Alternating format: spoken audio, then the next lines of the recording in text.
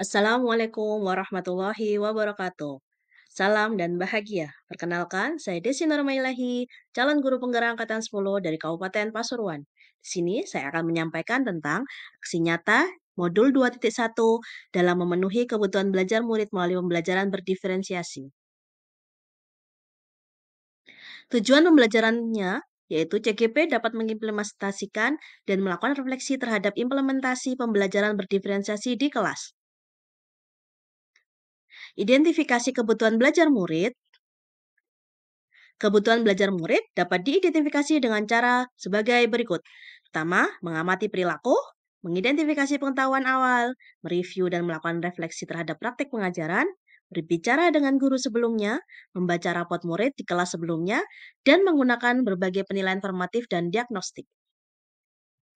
Identifikasi kebutuhan murid, mengidentifikasi kebutuhan dan gaya belajar murid dengan cara melakukan identifikasi kebutuhan murid melalui tes diagnostik. Identifikasi kebutuhan murid, hasil tes diagnostik yang dilakukan pada kelas 1 adalah 50% siswa sudah mampu membaca, 20% siswa mampu membaca namun dengan mengeja, kemudian 30% siswa perlu membimbing dalam membaca dan mengenal huruf. Guru membuat rancangan.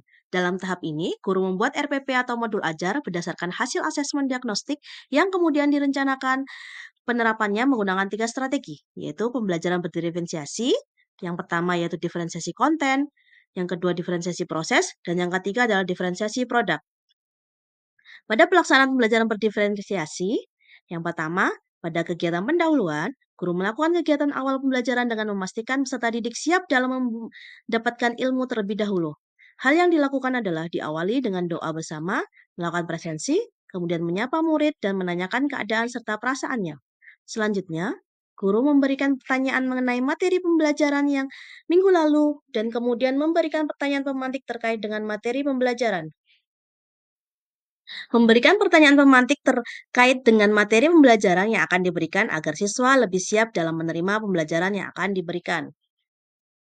Pada kegiatan inti, guru memberikan penjelasan terkait materi yang dibahas pada hari itu, yaitu mengenal bentuk bunyi huruf G atau huruf G kecil pada materi pembelajaran bahasa Indonesia.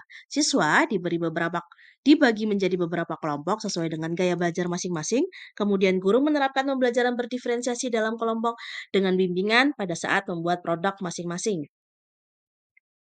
Selanjutnya, yaitu produk yang dibuat setiap siswa sama, namun dalam penerapannya kelompok dibedakan menjadi 4, di mana 2 kelompok berisi siswa yang sudah mampu membaca sehingga mereka lepas dari bimbingan guru, kemudian satu kelompok pada tahap mengeja, dan satu kelompok belum mampu membaca. Ini sangat dibimbing oleh guru dalam menempel setiap suku kata dan gambarnya.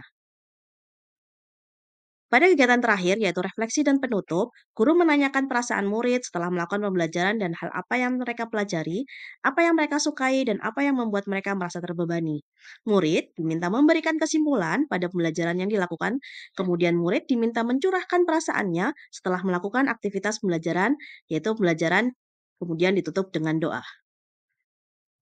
Cukup sekian presentasi dari saya, semoga bermanfaat. Salam dan bahagia, bergerak, tergerak, dan menggerakkan.